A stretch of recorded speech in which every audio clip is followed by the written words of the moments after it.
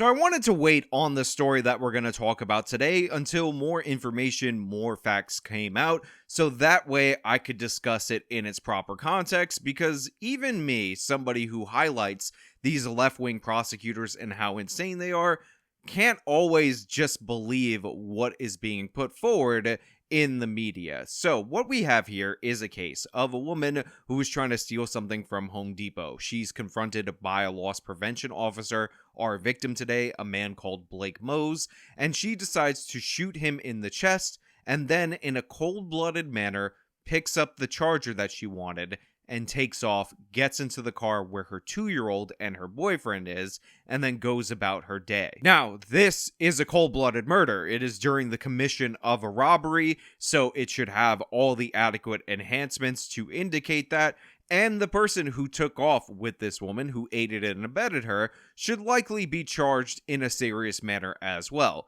However, like we've seen time and time again, when District Attorney Pamela Price examines a case, she sees it a little bit differently. She reacts a little bit abnormally, and what I may have found in this case is startling, and it's something that I need to share with all of you guys. But this video is sponsored, so let me toss it to the sponsor, then we'll bring it back over here, and we'll talk about it on the other side. The signs of future economic trouble for investors and savers are all around us. Bloomberg is warning of, quote, a severe economic reset, and gold appears as a caged bull awaiting a catalyst. In May of this year, JP Morgan said cut stocks, buy gold, and hold on to your cash. And people at Wells Fargo believe that gold might be in a super cycle and it could last for the next 6 years. And in fact, they might be projecting $3,000 an ounce for gold. The time for gold is here and demand is already soaring. This is why I'm happy to tell you that I'm partnering with National Gold Group. You can call them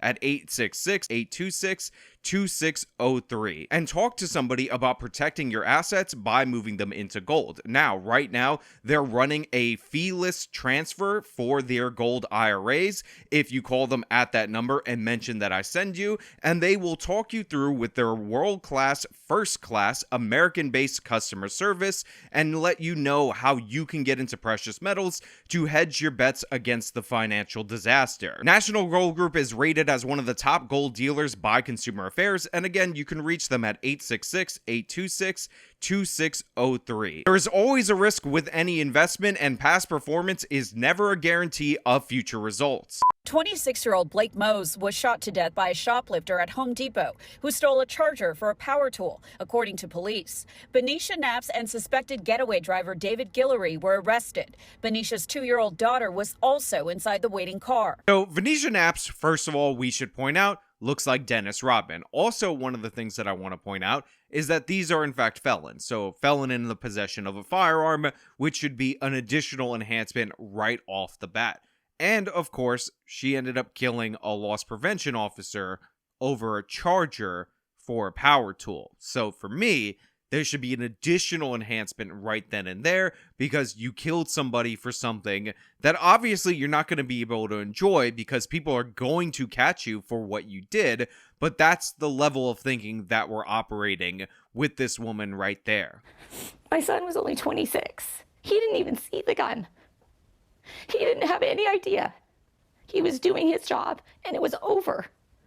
He was back in the store safe, and this woman came back for him. Now, I need to point out, for those of you out there in the audience, that there's some weird things that are in the court documents that are coming from Knapp's that may dispute this kind of order of events. So I just want to make that public for you guys, because it might not be as obvious as portrayed by the mother and whatever version of events she got from the story. So in the mother's version of the story, which I have no reason to disbelieve, but I have to give you the other side of the story, they get into the argument over this charger. The criminal leaves, or they're separated enough that the man thought it was over. He's back in the store. She comes back with a firearm, kills him by shooting him in the chest, and then takes the charger from him and then takes off.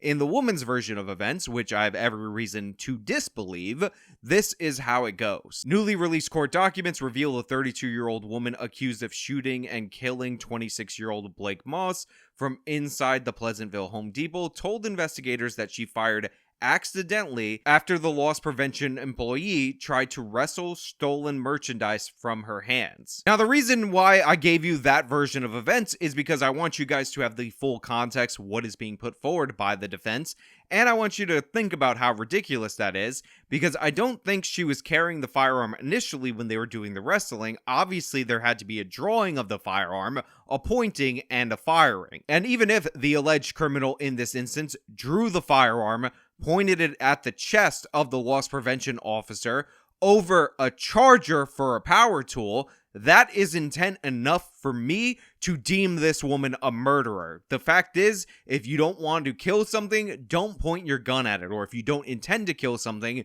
don't point your gun at it. She violated that rule, so she is in fact responsible. And this whoopsie, it's an accident, is kind of undercut by the fact that after this whoopsie, no big deal, she immediately picked up the charger because she still wanted that, as this man died on the floor of that Home Depot.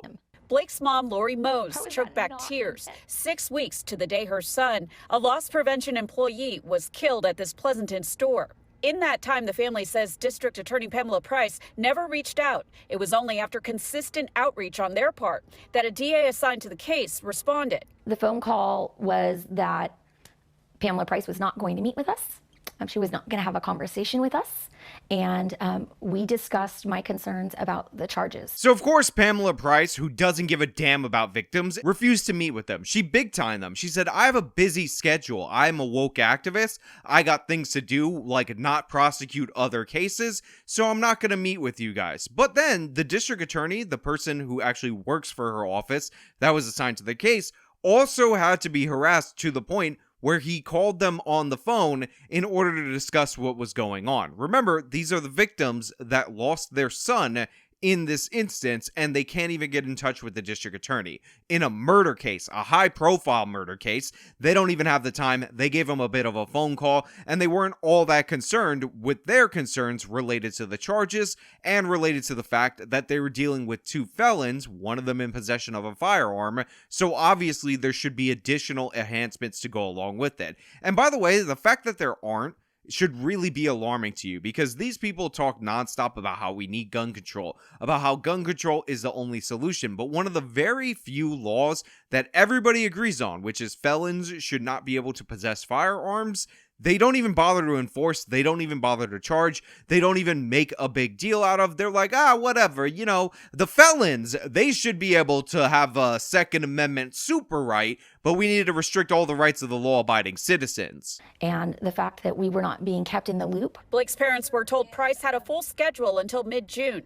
They also learned that both suspects are felons. She is facing murder charges and something called little gun, which means 5 years. It's not robbery. It's not intent to rob, and there are no special circumstances or enhancements being added at all. And we were told by the DA that is on our case that we should expect none because it is the policy of Pamela Price. It doesn't make any logical sense in my heart, in my space, or anything. So I have to be 100% honest with you guys, because I try looking into the law, I try figuring out what's going on, and I have to make it clear that I'm not 100% sure what was being said by the mother right there. That whole thing with the little gun, I tried looking into it. I tried figuring it out. Unfortunately, when you try to search it in the Google machine, you actually end up with articles on small firearms, which is not what was obviously being alluded to there. But if I heard her right, which again, take me with a grain of salt right now, and this woman is looking at only 5 years for murdering her son, that's absolute insanity. If they're not going to tack on any additional enhancements like the felon in possession of a firearm and all that because of Pamela Price's stupid policies, that's madness. Obviously, you intended to commit a crime. Obviously, when you get into the confrontation, that becomes a felony robbery, so you could at least get felony murder even if you have questions about intent. But again, I think the intent is there. It is present when you point a gun at somebody and then fire it at them.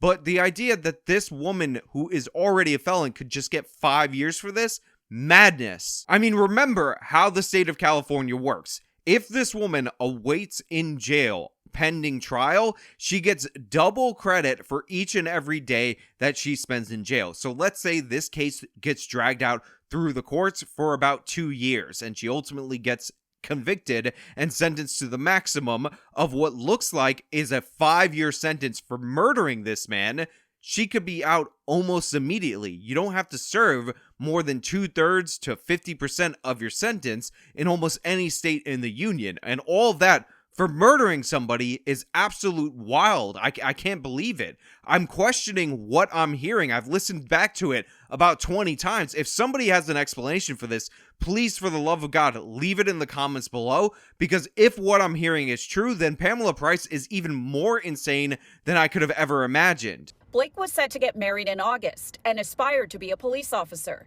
He was active with the Boy Scouts his entire life.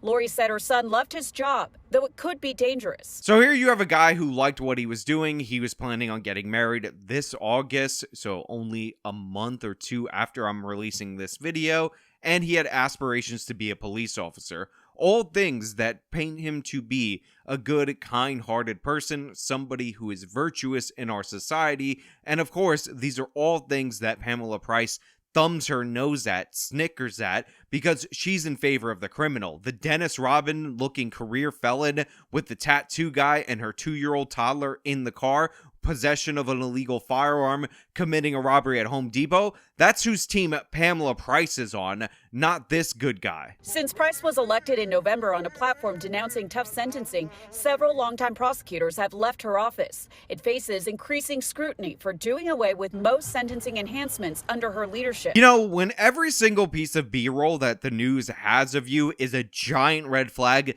that you should be nowhere near a prosecutor's office, you probably should not have won your election. Pamela Price is a disaster, horrible in every possible way, and again, she gets away with this by just blanket ignoring the victims and constantly catering to the criminals. And to be clear, she did run on the fact that she didn't care about crime, that she was going to be as soft on sentencing as possible, so she is living up to her platform. This isn't the same as the bait and switch we saw with a bunch of other candidates running for office. She showed who she was, and unfortunately she was put into power. And honestly, up until the point where this woman is recalled and tossed out like Chesa Boudin, you're gonna have to just get out of Oakland. You have to get out of her county. You have to get away from her, because this woman is dangerous. She's not allowing us to grieve. That's the reality. Is she's got us so focused and stuck on fighting for justice that we don't get to process any of the emotion. We don't get to process what Christmas looks like. And so this one is really special just because Lori showed us their last family photo. And his hugs were the best place to be.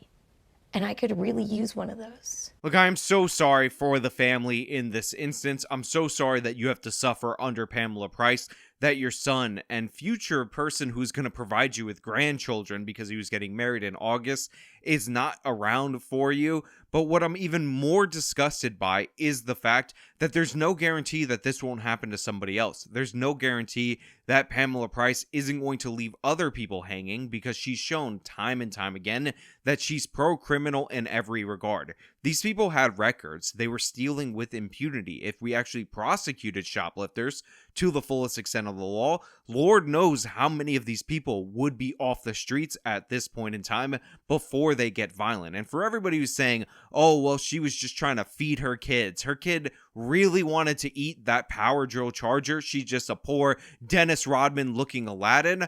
Again, look at this family. Look at what they have to endure. Start thinking about the victims rather than the circumstances that you imagine in your brain that made the perpetrator's life so hard, and demand justice. Pamela Price needs to be gone, out of here. She should have never been elected. It's an abomination on our nation that she's in office. It's shameful. It's disgusting. And we've seen time and time again, she will go above and beyond and even further than almost any one of these left-wing prosecutors in this country to back the criminal. And if I'm reading this right, and she's actually pursuing a charge that only has maximum a 5-year sentence for the murderer in this case, then shame on her, shame on her family, shame on everybody past, present, and future in her line. Let's get her out of office. She needs to be done. I appreciate all those real prosecutors resigning from that office, but more needs to be done. We need an attorney general investigation. We need something to stop Pamela Price and this absolute madness and make her follow the damn law. This idea that you get 5 years for murdering somebody over a piece of equipment, a power charging tool, is madness. 5-year maximum sentence for somebody who regarded human life in such a minimal way that she killed a man over a power tool charging device. Absolute insanity. But hey, you know what? That's Oakland for you. That's Alameda County for you. That's Pamela Price for you. And those are just my thoughts. So let me know your thoughts down in the comments below. If you like this video, show them by leaving a like, subscribe for more content, follow me on my social media, support me via the support links in the description of this video. This has been me talking about a case that actually might be too crazy that I can't even believe it. Till next time.